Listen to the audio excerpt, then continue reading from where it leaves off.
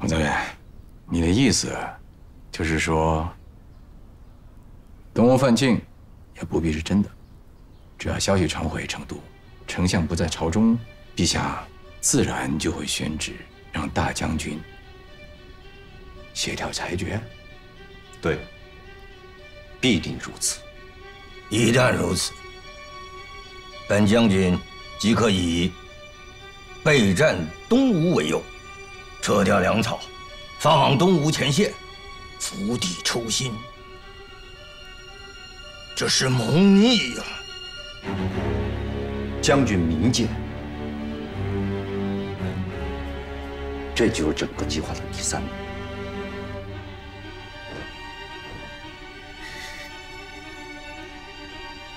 将军天纵奇才，运筹帷幄，丞相虽能用兵，在此情形之下，也必定是捉襟见肘。那此番北伐，必定难以为继，狼狈收场。那丞相罔顾东吴，损兵折将，也要贸然北伐，恩师。那这样，您在朝中的大业可成啊？封草院事成之后，标你首功。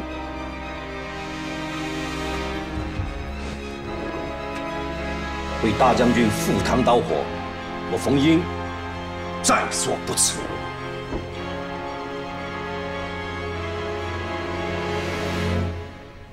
熏头，吃点吧。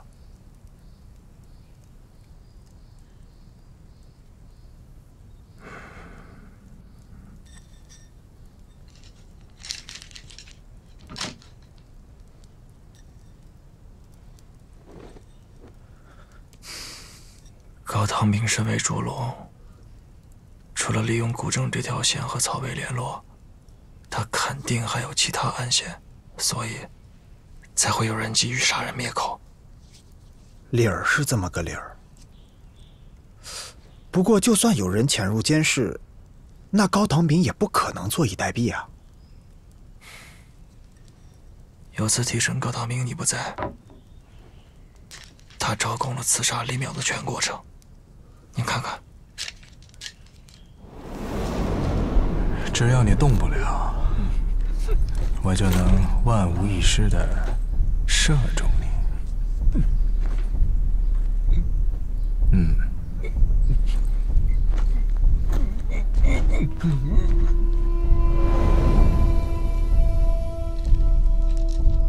我知道，我只是犯了推断大忌。先预设结论，再去找证据。话说到这份上，熏头，你心里想的该不会是冯草原吧？我就是放心不下他呀。你想想，在死文草里头能神不知鬼不觉地除掉高唐明的，只能是他。看到高唐明的死状，就想到李淼。当时除掉李淼，就是冯英的主意。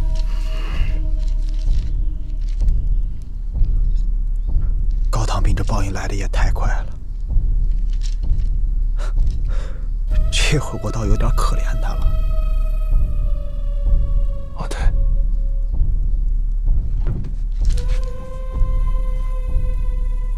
我今日和冯英谈话的时候，看到他衣袖上好像沾了一些监视里内壁上的墙灰，但我又不能确定。我找个由头进去仔细看看。好，哎，一定要当心。放心。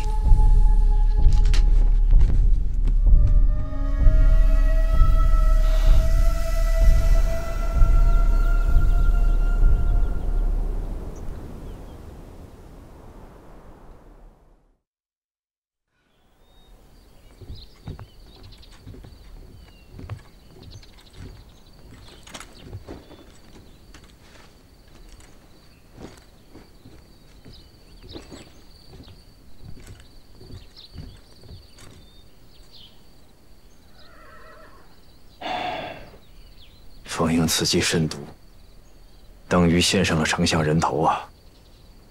你就当他是在报本将军的救命之恩。竹龙案事发，冯英是第一责任人，他是怕落下个马谡的下场。当时将军保他，我还觉得意外，没想到果然受此奇效。此人不可重用，你也要小心一点。他冯绍敬也算丞相旧部，想不到竟能下此狠手。计是好计，等到朱可匹夫大军出发，江州那边就可以动起来了。好，我去江州亲自执行。不，你留在南郑，准备走第3步。是。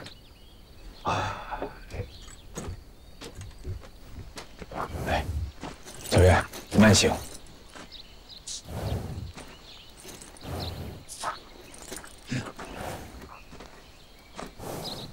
司职，哎，你看，你是大将军的亲传弟子，又是世交，以后还希望司职多多照顾。方将军客气了。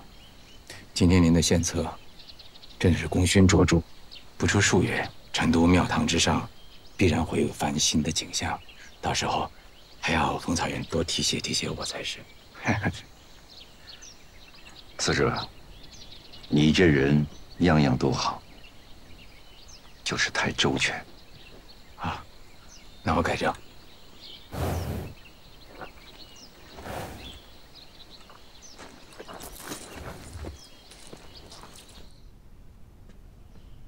冯草原，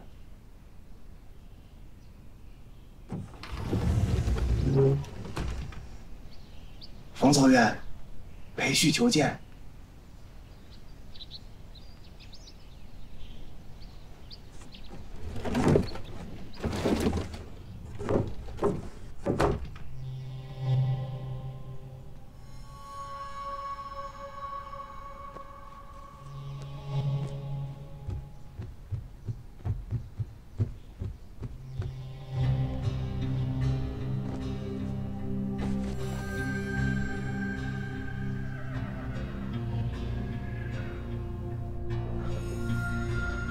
训导，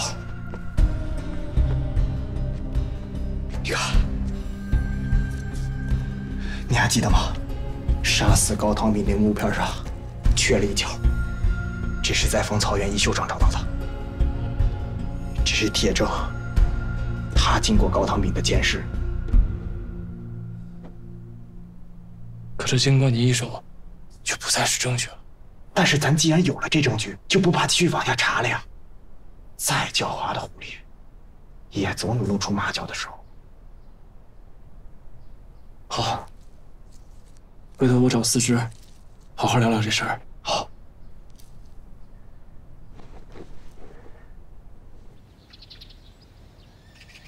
监军司梁简传来密报，诸葛亮以此属地，趁东吴攻我，关中空虚之际，蜀军不日进入汉中。东吴有司马懿应对，不必担忧。但岐山一线兵力有些不足。等冯英让出位置，成功上位，蜀军的部署对我来说就是透明的，不足为患。五仙道还有多少人？大概还有4000余人。我教虽一时受到重挫，但毕竟在汉中经营30余年，根基深厚。只要大魏援军一到，我教必效举策应。好，我需要你回一趟汉中。悉听恩公安排。陈宫除掉冯英，志在必得。司文曹、荀许虽是陈宫的结义兄弟，但对这个案子盯得很紧。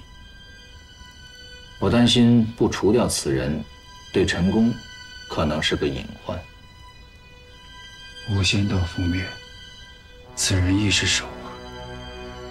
陈宫是我大魏重要战略棋子，必须力保，不可输。你潜入南郑，命陈宫除掉荀彧。他们是结义兄弟，陈宫又是重要棋子，为什么让陈宫去呢？我就是要他亲自杀掉荀彧。这里有3支金皮弩箭，上面沾有剧毒，见血封喉。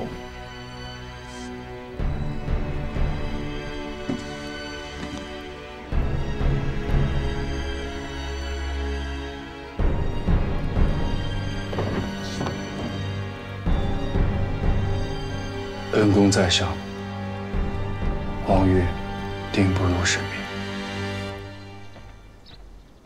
萧何，进来说。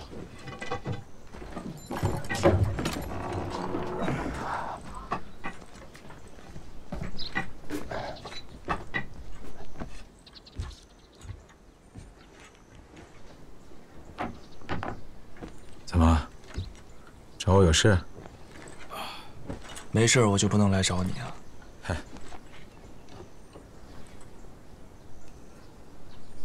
哎，别的慌，先来找你聊聊。好，你说我听。你知道我最近都在想什么吗？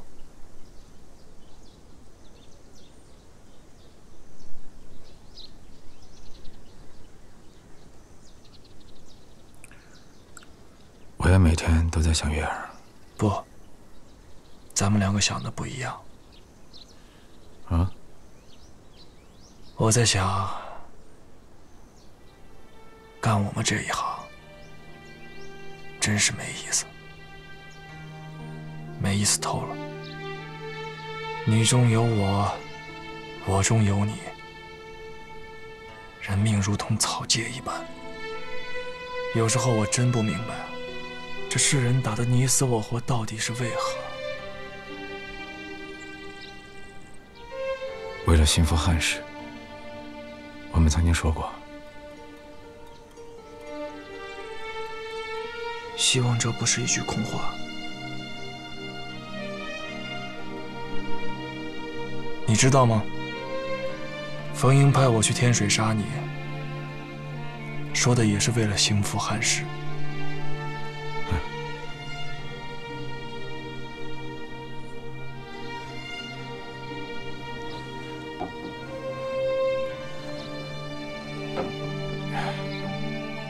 高唐炳是冯英杀的。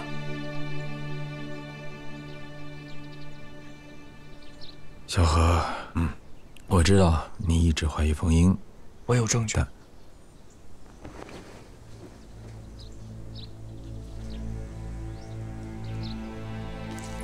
子明在冯英衣袖上发现的，最起码能证明高唐炳手里的木片是冯英掰下来的。我对比过，完全吻合。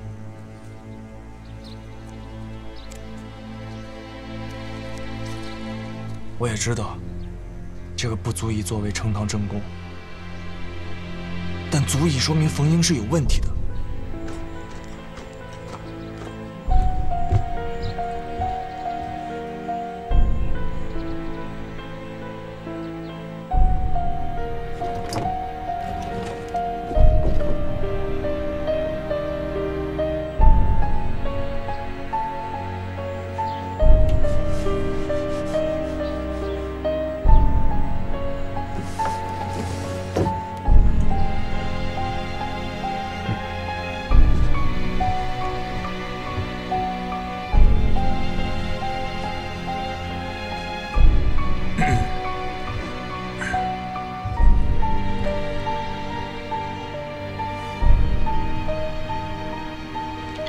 你在这继续盯着，一个细节也别放过。我得去接训导了。成都急报，丞相将率军出成都，7日后到南郑。主机使发个通报，让各司都进入战时状态，手里的事情都停一下，为北伐让路。军谋司、司文司要做好准备，随时听从丞相调遣。好，还有，安排一下，我要去一趟秦时玉，青石玉。青石玉，赤岩峰上有一个修行多年的散仙，听说此人算命最准。姐夫说的是青云道人吧？他在赤岩峰修行少说也有20年了，据说道行深不可测。寺里最近不太平，想去算一卦。我这就去安排。啊，杨长史复出，他和李岩将军之间确实不好拿捏，是该好好算上一卦。去吧，把门带上。哎，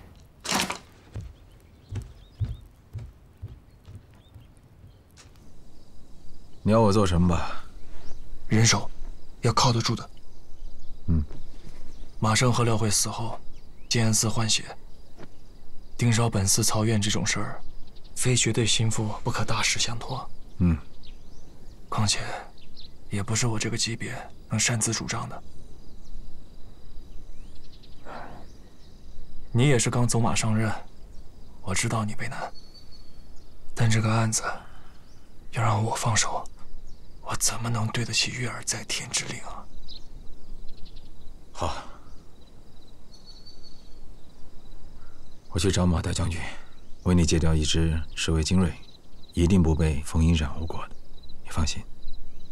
还需要一个心腹，得力之人，必须懂得追踪之术。子明不行吗？他只能顾得了一头啊，况且我现在也离不开他呀。还有另一头。我从天水返回时，在武都附近救起过一个姑娘。柳姑娘。对。盯她干嘛？我就是起了些疑心，她出现的时机太过于巧合了。那她有什么异常吗？没有。也正是因为这样，我更不放心啊。小何啊，小何，太疑神疑鬼了。哎，你怎么就不信呢？之前我托他救过一次冯英，这个你也知道。可那次行动他太出色了，绝非一个普通女子所能为。若非接受过严格的训练，怎么可能会有这样的胆色和能力啊？仗义美多土狗辈，福星都是读书人。花街柳巷里面就不能出一个侠义之女？这样的话你也信吗，思之？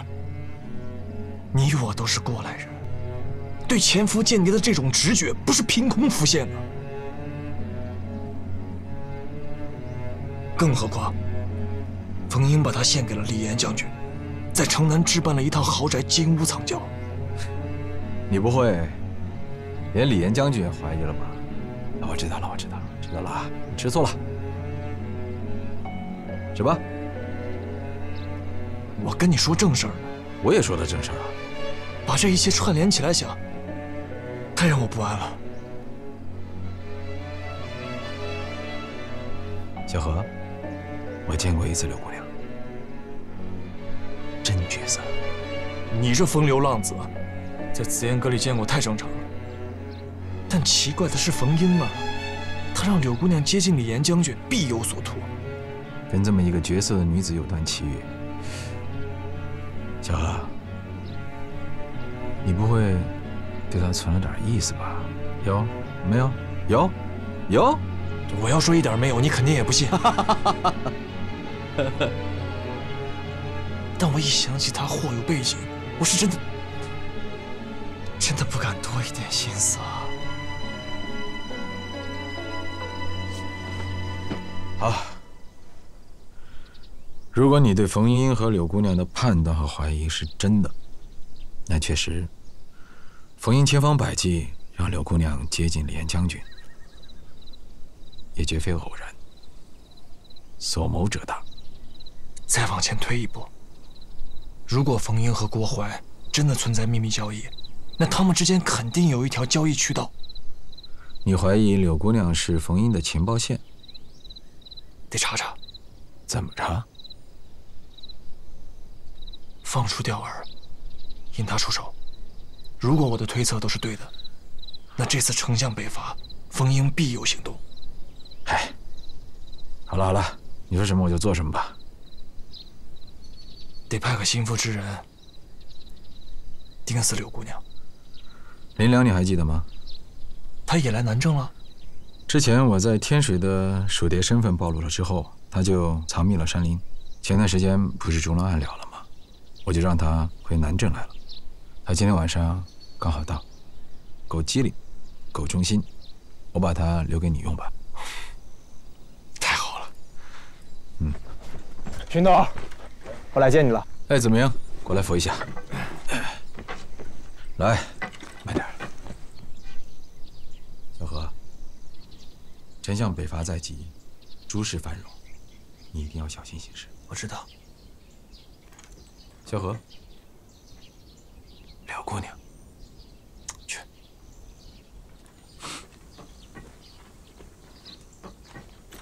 慢点啊。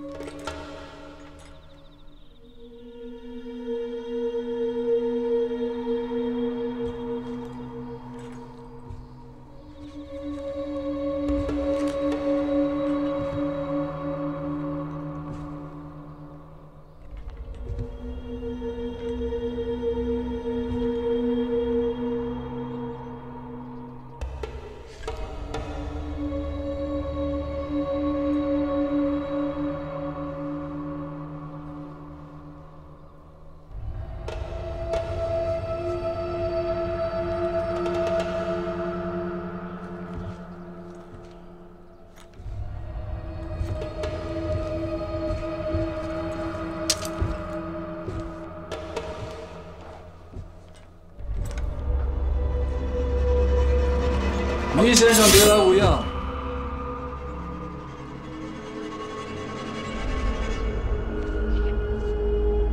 你我现在是一条船上的人，何必如此紧张？你来做什么？奉郭淮郭刺史之命，拜见烛龙大人。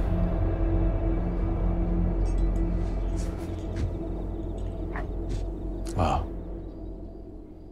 若非是郭淮刺史告知，兄弟也不知圣姑竟然是陈曹院发妻。倒是要请陈曹院多多海涵。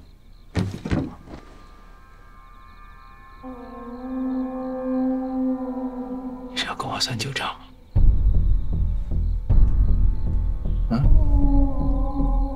岂敢！狄月死于我手，吾仙道也因陈曹院而覆灭。你我算扯平了。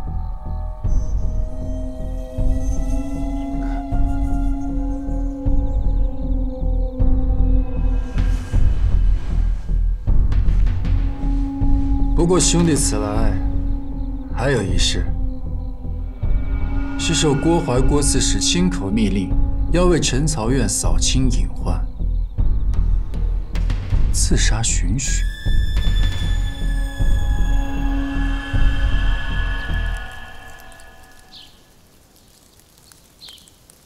我真的没有袒护陈公的意思，只是陈公都已经走到这一步了，万一出了三长两短，让别人留下把柄，我们岂不是前功尽弃了？人心难测，尤其是这个行当。我们下了这么大一盘棋，陈公是棋眼，所以我们要万般小心。一定啊，这世界上最容易变的就是人。你想成就大业，就不能相信任何人，永远要把握住主动权。你想想，陈公灭掉冯英，掌握了司文曹，大权在握，到时候他会像断了线的风筝，我们对他完全失控。他有什么想法，再正常不过了。如果他成了第二个冯英，那这些年我们的努力，不是在给他人做嫁衣吗？侄儿明白，许是他最后的投名状，就是让他没有退路，让他杀妻子，杀同僚，杀兄弟。到时候，除了我大魏，他将不容于天下。玄四卫调查烛龙案情过于深入，早晚有一天会查到陈曹院头上。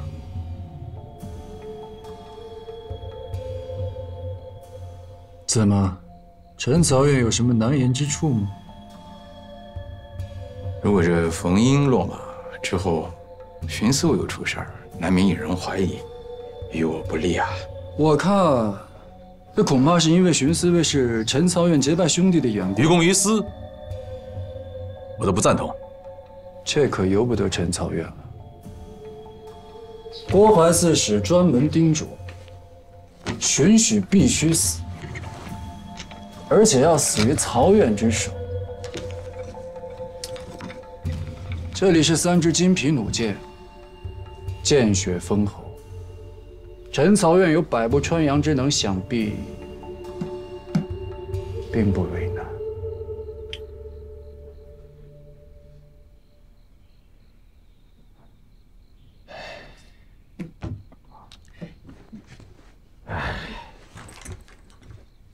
用人啊，贵在一个信任。郭刺史这么做，看来是信不过在下了。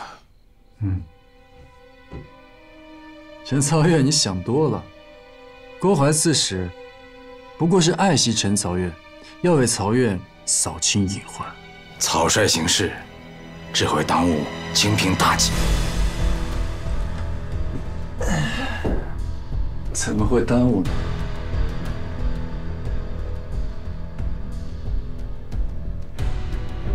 一切都为曹院准备好，不会在南郑城中动手，也绝不会让陈曹院有任何为难之处。西厢城外，不见不散。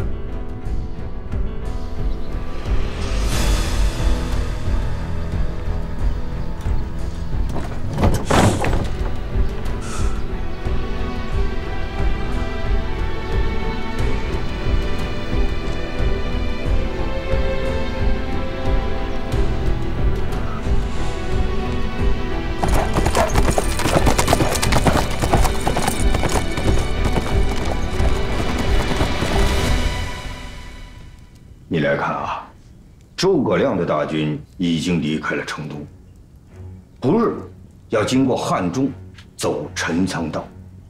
这时势必要命我粮草跟进。定军山押送粮草有2条线可以选择：东线绕行，西线便捷。可是这次，我们必须走东线，出大散关，穿沔水，走斜谷。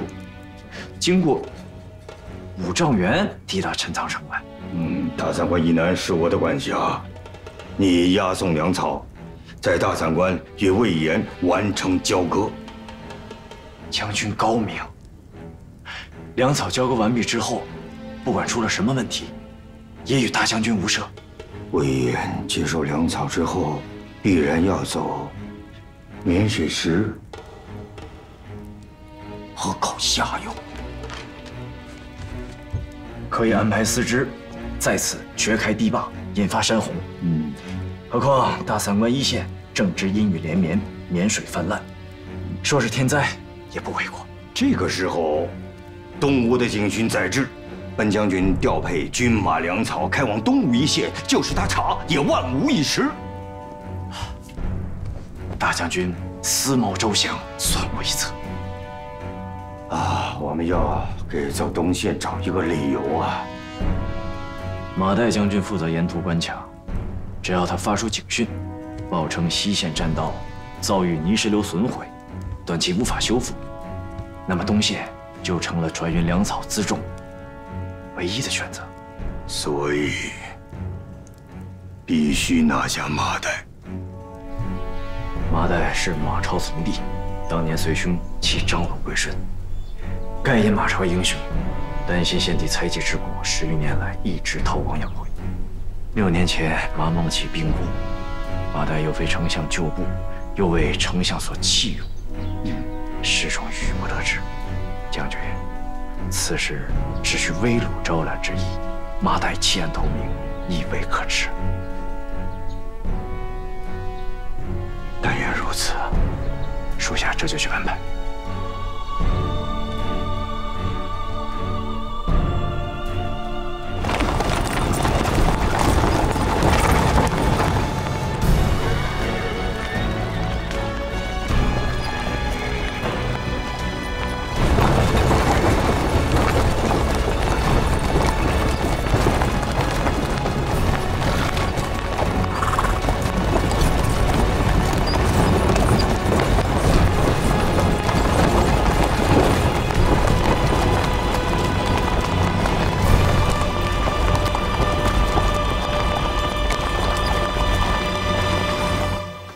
青青园中葵，朝露待日晞。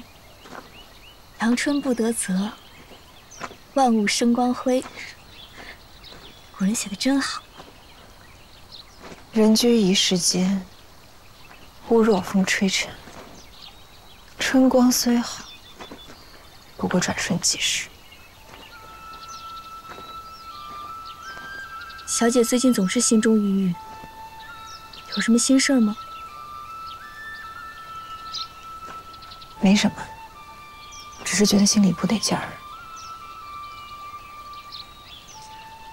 我去凉亭歇歇会儿，你帮我去后院口守着，别让人来打扰我。小姐现在可是大将军的心上之人，怎么会有人来打搅你？你个小娘子，我去后院口等你。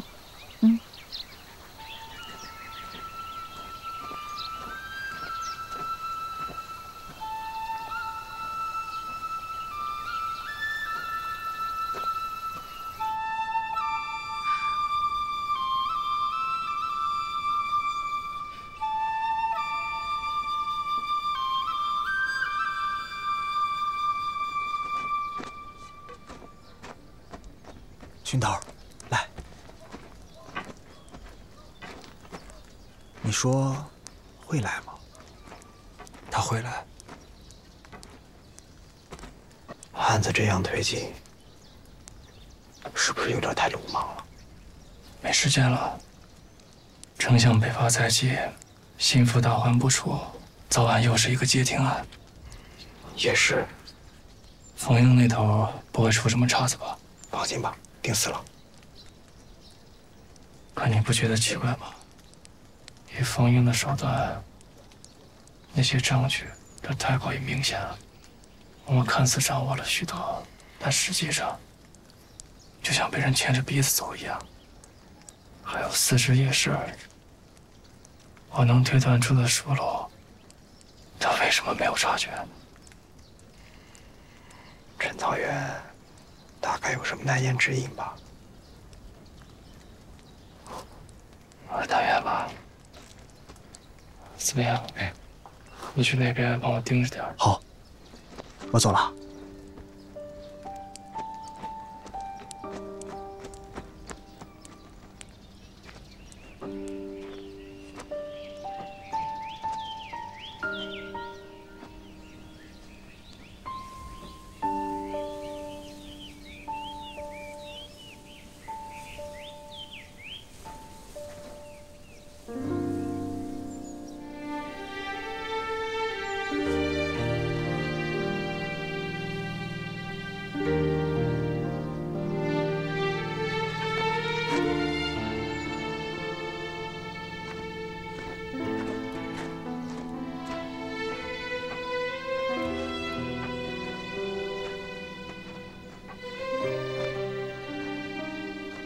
9月了，刘姑娘，我之前听说你受伤了，没想到伤得这么严重，我该来看你的。谁跟你说？之前冯曹渊来见李岩将军，我问起你，他说你伤了。我这次来是有些事要跟你讲。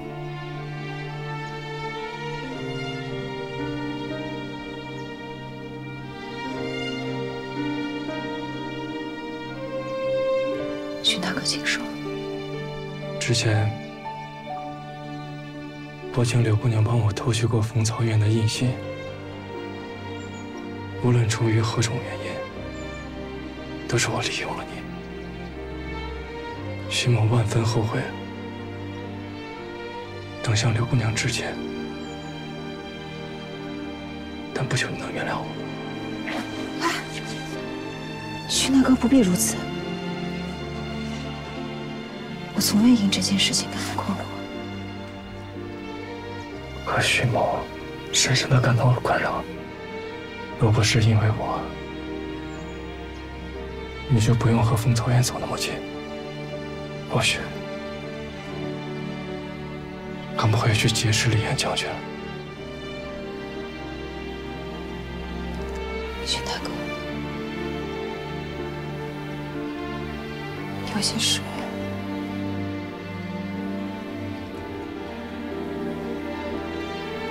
柳云也是身不由己。身不由己。是啊，我知道。也正是因为这些事儿，让我想到什么？想到柳姑娘，也许是为爹。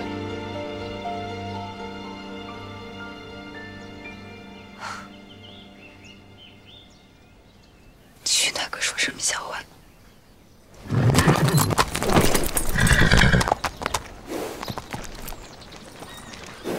风物计划启动之时，还望及时告知。这当然，如此大事，一个细节都不会疏漏。李岩将军还有紧急军务，此间一切拜托。两位，告辞。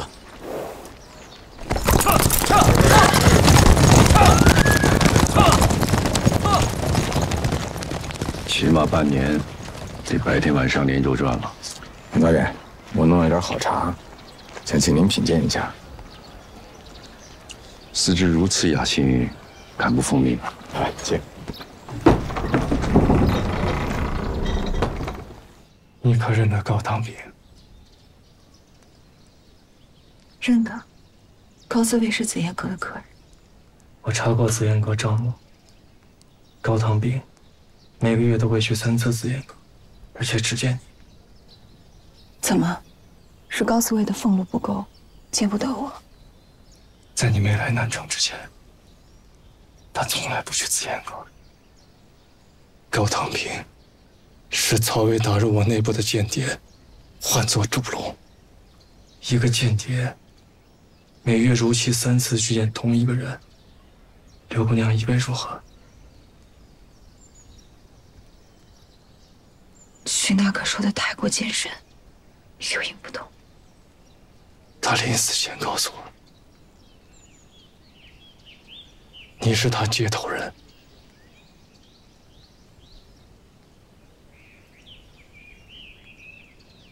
我明白了，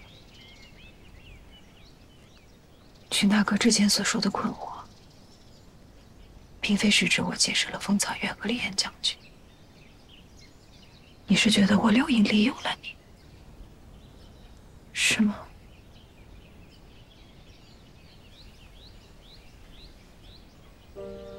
你是否觉得，自从五都城外你救了我之后的种种，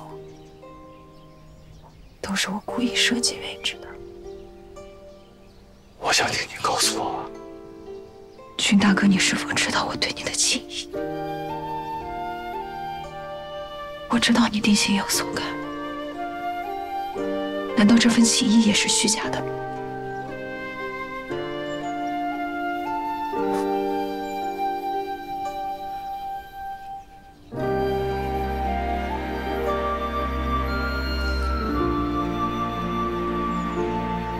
知道你虽指我为微谍，但你手上并无证据。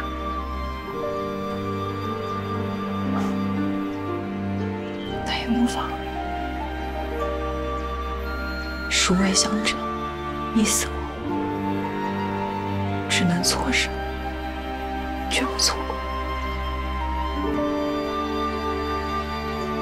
荀大哥若以为我是微谍，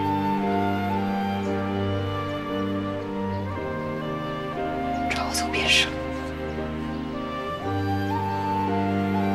我也累了，想歇口气了。